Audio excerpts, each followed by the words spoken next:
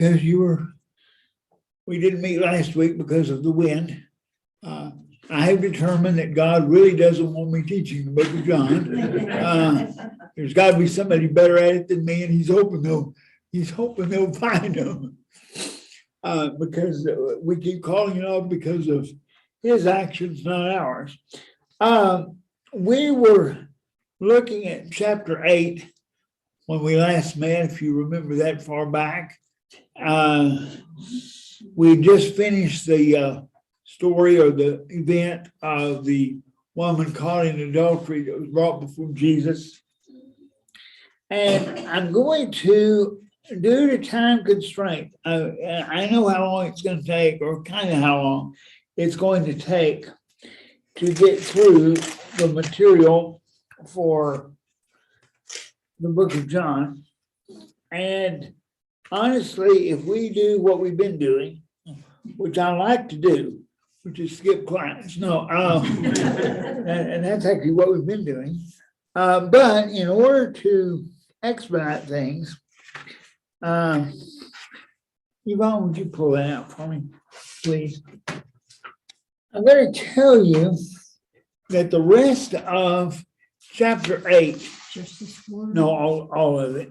No. Okay, the rest of chapter 8 is another discussion of the same thing that we've discussed in detail before. The Jews will keep asking Jesus, what are his credentials? Why do you have any right to do what you do? He's just finished standing before them and, as it were, giving pardon to this woman who's caught in adultery. Of course, he does tell her, don't do it anymore. In other words, there is a caveat with that. It's not just a blanket forgiveness with no strings attached. There are strings attached to the degree that I'll forgive what you've done, but don't do it anymore. Now, we don't know what happened to her. She disappears in history, so I don't know what her outcome was or anything like that. But immediately, the Jews again attack Jesus because he's just done something that they don't approve of, and that is claim deity. He's claiming to be God, directly and indirectly. And of course, he certainly is God, and he has every right to do that.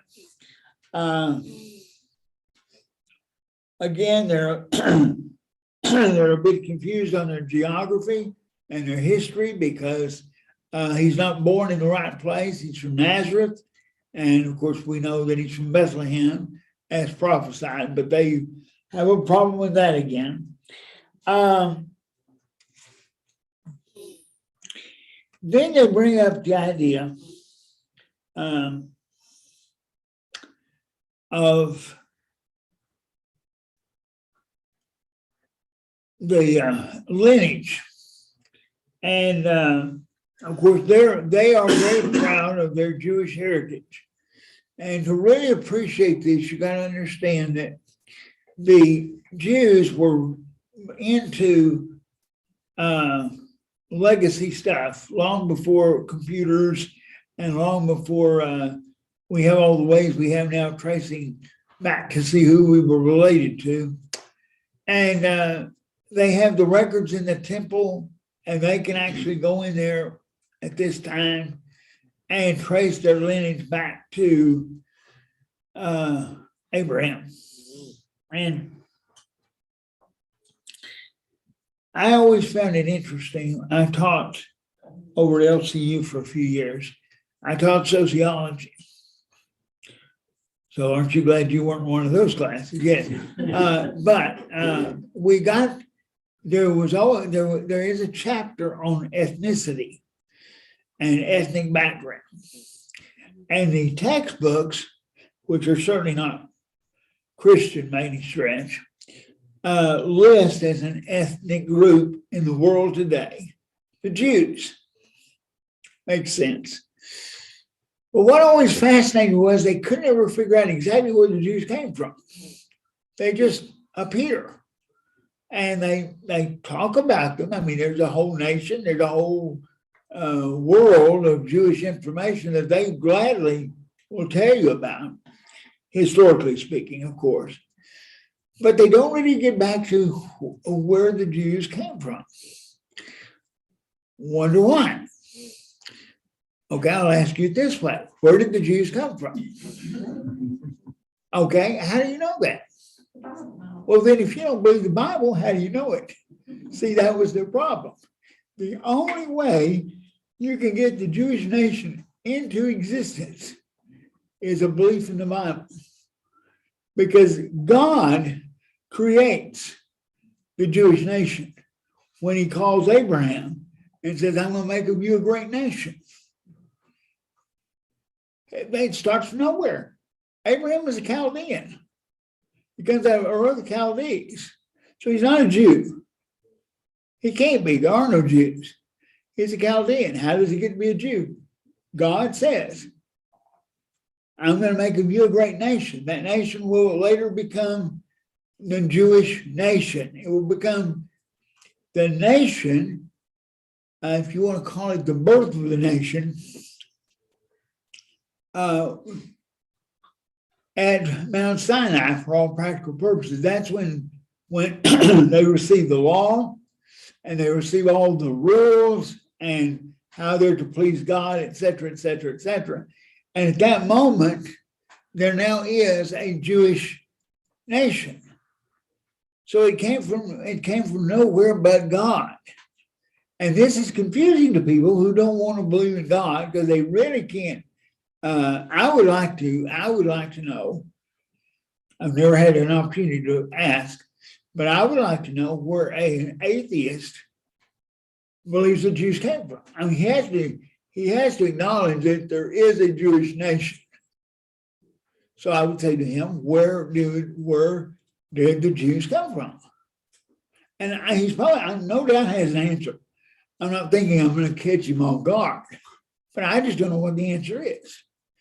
Because I cannot see how you can have a Jewish nation without Abraham.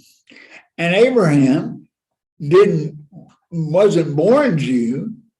He became a Jew by reason of God saying, today you're a Jew. I mean, of course, he doesn't call him a Jew at that moment in time, but it'll later become the Jewish nation. By the time Jesus comes around, the Jews are now putting all their, or seemingly most of them, are putting all their faith and trust in their heritage. We're Jews, therefore, we're above everyone else. We are God's children. Why would they say that? Because God said, you're my children. I mean, they're just continuing on what they have been taught. But the reason you're a child of God in the Old Testament, and of course we'll come over to the New, but the reason you're a child of God in the Old Testament is you have faith in God, because that's what Abraham had, which made him a Jew. God said, because of your faith, I'm going to make a great nation of you, and therefore you will become the Jewish nation. Your seed will be greater than the sands on the seashore and greater than the stars in the sky. Well, not only will that be true of the literal Jewish nation, but now under the new covenant, it would also include Christians. So it just keeps his family, his lineage, just keeps going and going and going, based not on blood, but based on faith. And that's where the Jews have a problem. They're going to accuse him once again in the latter part of the chapter 8. They're going to accuse him again of being demon-possessed, which is really silly. Okay, why would Satan want to heal people? After all, it's Satan that through sin that cripples people. Okay, not physically, not actual. Oh, it can be from that reason. I mean, if you're doing something that's immoral and it catches up with you, and let's say you are drinking alcohol, you get in your car and you drive the car and you have a wreck and you end up with a broken leg. Sin caused your accident in the sense of what you were doing that got you into this mess. And I say all that because of what happens now in chapter 9, where we will spend some time, and primarily because Roger loves chapter 9. And I will explain that as we go. All right. Chapter 9. As he was going along, he saw a man blind from birth. The disciples asked, Rabbi, who sinned, this man or his parents, that he was born blind? Neither this man nor his parents sinned, said Jesus, but this happened so that the work of God might be displayed in his life. As long as it is day, we must do the work of him who sent me. I must do the work of him who sent me. Night is coming when no man works. When I am in the world, I am the light of the world. Having said this, he spit on the ground, made mud with his saliva, and put it on the man's eyes. Go wash in the pool of Siloam. This word means sent. So the man went and washed his eyes and came home seeing. Okay. The logic of the Jews, and partly from scripture, but mostly from just experience, was that if there was something wrong with you physically, there had to be sin in your life. It only made sense. If you were healthy and wealthy and wise, God was taking care of you. If you were anything less, there was a problem. And it was your problem. You sinned. Where do we first run into that kind of theory? The book of Job. The whole book of Job is his nice three friends coming and telling him what a wretched man he is, which is very comforting. If you're in that condition, you enjoy having people telling you what a wretched person you are. But the reason they did that was because that was their reasoning. A reason that a person would never be physically unfit unless there was sin in their life. So the key is to stay out of sin, and you stay out of any sort of physical disability. Now, his neighbors, and this is where, now you got to understand, I'm going to teach you something. I know I'm not going to teach you. I'm going to explain something to you probably differently than you've ever had it explained before. Doesn't mean that what I'm absolutely saying can I back up word for word with other scripture. But I find it most interesting, and I believe it fits within the context. The neighbors and those who formerly seen him begging asked, isn't this the same man who used to sit and beg? Some claimed he was. Others said, he only looks like him. Now, you don't know this because you've never had this experience. But let me tell you, all crippled people look alike. Okay? I don't know why that is, but for some reason we all look alike. I know this because I have been in situations where somebody's come to me and said, hi, Mike, how are you? And I go, I'm okay. And you couldn't find out, Mike goes to church there, and so they just assume that I'm Mike. Now, I met Mike, and we don't look anything alike. I mean, our wheelchairs are different. He was bigger than I was. I mean, there is absolutely no correlation, but we were both crippled. So I could be Mike and he could be me. Interesting. But he himself insisted, I'm the man. How then were your eyes open? They demanded. He replied, the man they called Jesus made some mud, put it on my eyes. He told me to go to Siloam and wash. So I went and washed, and then I could see. Where is the man? They asked him. I don't know. They brought to the Pharisees the man who had been blind. Now, the day on which Jesus had made the mud and opened the man's eyes was the Sabbath. Surprise, surprise, surprise. Who would have ever thought that Jesus would take to healing someone on the Sabbath? But you got to imagine, Jesus is not really a bright person because he's been told not to do this. And he keeps forgetting what day it is, and he keeps healing people on the wrong day. Of course not. He's doing it for a reason, obviously. But the Jews are not excited, the Pharisees particularly, were not concerned of what he'd done. They were concerned on when it was done. It was done on the Sabbath. But others asked, can a sinner do such miraculous signs? So they were divided. Finally, they turned again to the blind man. What have you to say about him?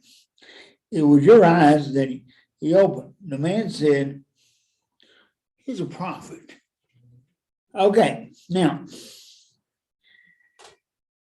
Jesus did it on the wrong day, and they're split over what's going on, because logic will tell you that if you were a sinner of the level that they think Jesus is, how could he have done it? No, this would be, otherwise it would be considered a sign from God. A positive experience. God healed the man. It's not the first time that there's been healings in the Jewish history. There are healings throughout the Old Testament. The prophets would heal people on occasion. Now, apparently, the healing, the ability to do miracles by God's followers came and went on the orders of God. But during the time of the prophets was one of the times when miracles happened and healings took place. And there were even people raised from the dead. So it's not just, it's not just a simple bad cold. I mean, a prophet had the ability to heal all disabilities, and even to the point of raising from the dead. Now, the man says, I don't know. How did he do it? Who was he? Where was he? Where did he go? I don't know. I do know one thing. I'm seeing. Well, what do you think he was? Well, he has to be a prophet. Why would he say prophet? Why would he say prophet? Because that's the last time things like this happened, was at the time of the prophets. Elijah, Elisha, all that group there were able to do. So it seems reasonable to this man that whoever he was, he must have at least been a prophet, because that's what prophets, one of the abilities that prophets had over time. Now, they all, like I said, there is debate and there's discussion as to whether or not a prophet could heal anytime he wanted to, or if it was just at God's direction. And when I say anytime he wanted to, of course it's at God's direction. But was it continual, or did it only happen when on occasion? I don't know. I have the same question to some degree about Jesus himself, as to whether Jesus had the power all the time to arbitrarily heal people are in fact more likely he was constricted by God's power. In other words, and I'll back that statement up in a future lesson, not too far off. All right.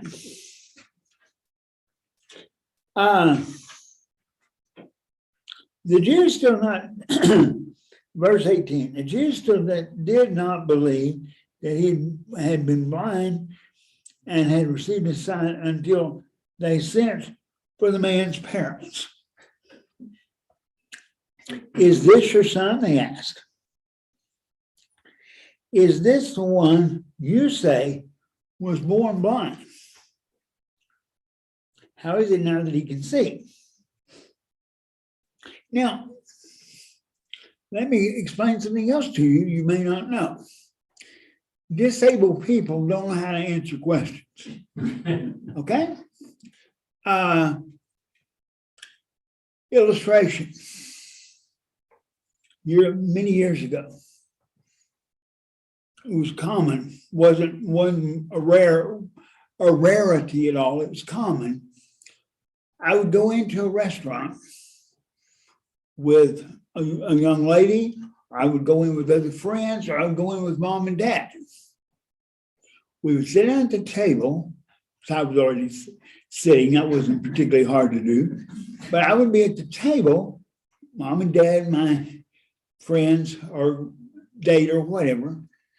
And the waitress would come over and she would hand a menu to mom and dad and say, does he need a menu? See, I told you, we don't know. We don't know what a menu is. We don't know if we want one or not. So somebody has to be around to explain that, either we can or can't. On one particular occasion, I was with, when I was entertaining, I was with my manager and his wife. And we went to a restaurant where I was well known, but not by the hostess. Okay? So she seats us at the table. It's very early in the evening, and we're the first people there. She sits us at the table, and she comes over and she says, does he need a menu? My manager's wife cleverly said, well, he enjoys looking at the pictures. I didn't say anything. I'm staying out of this whole discussion. And so before she left, my manager ordered he said, we'll take hot tea, please. And she went, well, okay. I told him, I said, she's hostess now. He said, I know, but I want to keep her coming to the table. Yeah, okay. So she came back. And as she brings us the hot tea, it was a Chinese restaurant. But anyway, as she's bringing us the hot tea, in fact, I entertained there. As she's pouring the hot tea and bringing water and all, one of the waitresses comes out of the back. And we're early and there's no one there, right? And this waitress says, hi, Roger, how are you doing? I said, oh, I'm doing fine. Well, now the lady goes, I've not only insulted the guy, but I've insulted a guy that everybody else but me knows. How much more insulting can this get? And so she brought her, well, by this time the waitress has come, we give her our order and we have our meal. And so as we're leaving, the hostess says, thank you for coming, Mr. Dykes. I hope you come back. Because she's beginning to catch on now what has happened. Well, 2 years later, that particular restaurant is closed. And I'm in the mall. And most of you remember back in the good old days of the mall when it was something new and exciting. Hemphill Wells had the Gold Room. pretty, very swanky place to go eat. By the way, in case you didn't know, it wouldn't do any good now anyway, but they had the cheapest coffee in the mall. It was expensive to eat there, but it wasn't expensive to drink there. So I would go there and have a cup of coffee. The lady who was with me, we went up the elevator. You had to go up the elevator. It was on the second floor. We went up the elevator, got out of the elevator, came over to where the hostess was, and the hostess says, "Hi, Mr. Dykes, how are you doing?" She never forgot me. Left a very lasting impression. Okay, I tell you that, yes, it's funny and all that, but the point is, it is assumed that if you are disabled, you're probably mentally incapable. Now, in a lot of cases, that would be true. I mean, it's not like that's totally off base, but it's not true in every case.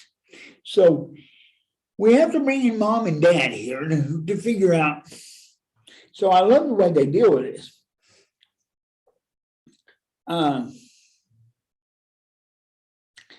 When they bring mom and dad in, they ask them, "Is this your son?" And yeah, they agree it's their son. And what do they say when asked about the miracle or the removing the blindness? What is their response? Ask him. You dumb dipstick. No. Now, there's two ways that you can look at this, and I don't know. My way of looking at it is because this is what my parents used to do. They would say, "I don't know, ask him about it." But also, I'll give the other possibility, which is that the parents were afraid they would be kicked out of the synagogue, and so as a matter of cowardice, they passed the buck on to the son and let him deal with it.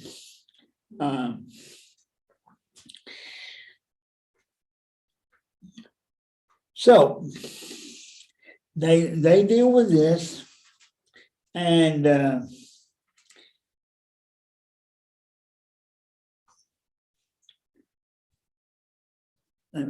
want to read the particular verse. But okay, we know this is our son, the parents answered, and we know he was born blind, but how he can see now or who opened his eyes, we don't know. Ask him. He is of age. He will speak for himself. Okay. No, he's an adult. Ask him, for crying out. We don't know. Now, were they trying to pass the buck, or are they actually turning it over to him? I really don't know that. But verse 22. His parents said this because they were afraid of the Jews, which would indicate that there was a certain fear there, but I'm also not sure that the other thing did not have a part in it. For already the Jews had decided that anyone who acknowledged that this was the Christ would be put out of the synagogue. That was why his parents said, "He is of age, ask him, pass the buck. If the kid wants kicked out of the synagogue, it's his problem." Okay. A second time, they summoned the man who was born blind. "Give glory to God," they said. "We know this man is a sinner." He replied, "Whether he's a sinner or not, I don't know. One thing I do know, I was blind, but now I see." Sort of the proof's in the pudding. He may be a sinner. You can call him anything you want to. But I was blind a few minutes ago or a few hours ago, and I'm seeing now. So I really don't care what you think of him. I got something I didn't have when I got up this morning. Okay. Now, of course, this gets really funny here. Then they ask him, "What did he do to you?" How did he open your eyes? He answered, I have told you already, and you didn't want to listen. We've been done. I'm not going to go through this again. I told you. You didn't like my answer the first time. You're not going to like it any better the next time. So why are we wasting time even discussing this?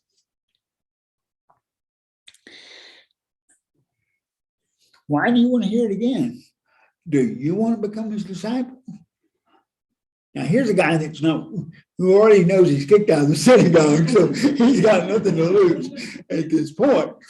So he turns to him and says, well, if you're that interested in him, if it's that important to you, is it because you want to be a follower of his? And of course, that's not exactly what they wanted to hear. Then they hurled insults at him and said, you're this fellow's disciple. We're disciples of Moses.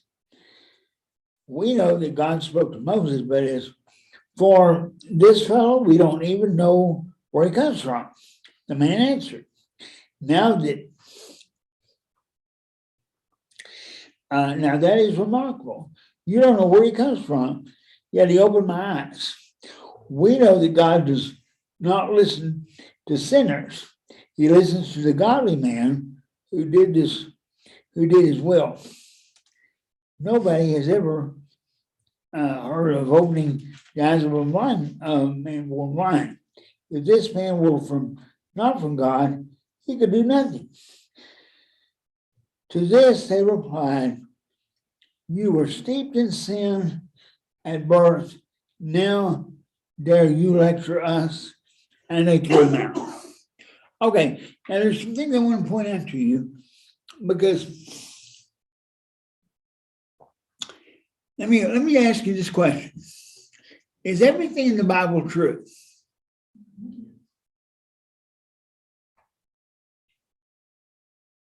Yes. No. No. I mean, after all, they call Jesus the son of the devil. That's not true. It's accurate. Okay? It's an accurate portrayal of what took place. It is not every sentence in the Bible is not true. This is how people can take verses out of context and prove all kinds of things. For example, we know that God does not hear the prayer of a sinner. Did Jesus say that? Did Jesus say God doesn't listen to sinners? No. That's what the people believe. Does God hear the prayer of a sinner? Yeah. How do I know that? Or Cornelius. And that's why Peter came, because Cornelius was praying and God heard the prayer, and God sends Peter to talk to Cornelius. So yes, he hears the prayer of a sinner. Now, does it say he answers the prayer of a sinner? Does he answer all sinners' prayers? No, it doesn't say all of that. But what they're saying is not true. Okay? But it actually took place, so it's accurate for the Bible. The Bible is accurate, an accurate writing, a record of what took place. But not everything that they say is certainly true. Well, how would a person pray to God for forgiveness if God never heard his prayer? Right. Yeah. And of course, they're talking about sinner in the sense of outside of God completely, in other words, a Gentile. Okay.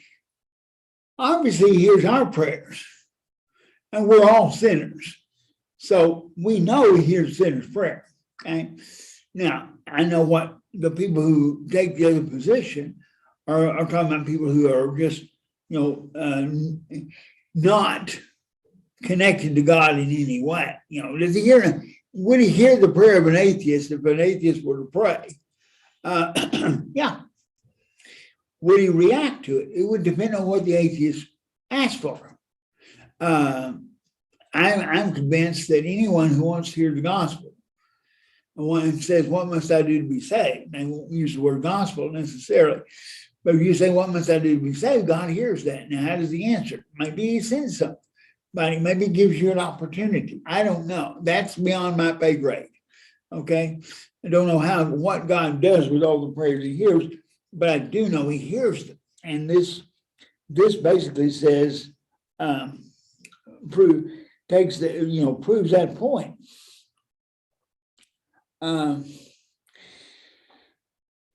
If a man were not from God, he could do nothing. In other words, the man, whoever the man is, we're still not sure, where he is or how he did what he did and all that kind of thing as far as the man's concerned. But he knows one thing with great confidence. I was blind and now I see. So how it happens, who the sinner is, why this man did what he did, I don't know. We know, for example, that Christ did not heal every blind man, nor every crippled person. I know that one for a fact, because there was too many sitting around the pool of Bethesda, and he only chose to heal one. And I suspect there were blind men that he ran into along the way that he didn't heal. Okay. Now, could he have healed? By the power of God, yes, he could. He could have said, if it had been God's will, he could have said, everybody on the earth is healed. And immediately everybody on the earth, wherever they were, would have been healed. But that wasn't how it worked. Now, Jesus heard that they had thrown him out, and when he found him, he said, do you believe in the Son of Man? Who is he, sir? The man asked. Tell me so that I may believe in him. Jesus said, you have seen him. In fact, he is the one speaking with you. And the man said, Lord, I believe, and he worshiped him. Jesus said, for judgment I have come to the world, so that the blind will see, and those who see will become blind. That's an interesting statement. I'm gonna heal the blind, and I'm going to make the seeing blind. What's he talking about? Well, he's not talking about physical blindness. I mean, that's how the man would relate to it. But he's talking about spiritual blindness. He's going to open the eyes of the spiritually blind. But what is the caveat to that? They've got to want their eyes open. Now, if they believe their eyes are open and they don't need Jesus, what are they? Blind. They're already blind. He won't actually make them blind. They're already blind because they believe. But where are the Pharisees? The Pharisees are in a world of believing they don't need Jesus because they're keeping the law. And we live in a society today for the vast majority do not believe they need God. They may hold to various religious beliefs of one kind or another, but they really, really don't believe they need God. They can do it on their own, particularly in an affluent society that we live in. Because this is the reason Jesus said that it's harder for a rich man to go to heaven than for the camel to go through the eye of a needle. Why? Because rich people don't need much. At least they don't think they do. There's not a problem, and you understand how I'm saying this now. There's not a problem that money can't fix. And that's true in a sense, but not in a spiritual. That's a physical statement, not a spiritual one. All the money in the world, what will a man give in exchange for his soul? If he has all the money. Why? Because money, you can't buy salvation. There's no way. So money can't buy spiritual things. Can it buy physical things? Now, eventually, You can't buy health. You know, you can't buy happiness, true happiness. You can rent it for a while. You can enjoy it for a while, but you can't actually own it. You will not be happy with money, with more money, because the more money you have, what? The more money you want. And when I'm worried about my money, I'm not happy. And I have to worry about my money, because if I don't worry about it, somebody will take it away from me. Or the stock market will go down, or I'll buy the wrong stock, or I'll, I bought crypto and whatever, and it went to thunder, and I'm not happy anymore, okay? Bought the wrong thing. All right. Finally then, some Pharisees who were with him heard him say this and asked, "What? Are we blind too? How dare you imply that we're blind? After all, we're the guides of the world. We're the ones guiding people to you." Jesus said, if you were blind, you would not be guilty of sin. But now that you claim you have your sight, the guilt remains. In other words, if you were trusting in me, you wouldn't be in sin. But you're not trusting in me because you believe with your own eyesight, with your own ability, your own knowledge, and without need of God, you can guide people back to God. Blind leading the blind. And blind lead the blind, both will fall in the ditch. So he says. And so the point is that the contrast here is between a man who is dependent on God and appreciating the physical sight that he received versus the spiritually blind who do not realize they're blind. They think they see. They think they've got it all figured out. And in reality, they don't. And if we take a position of not needing God, we'll be in the same boat. Oh, but I've got a master's degree in theology and a doctorate in all kinds of education in Bible, and I've done all these things. I'm fine, good, I'm glad. There is absolutely nothing wrong with that, unless you begin to trust your own wisdom over the wisdom of God.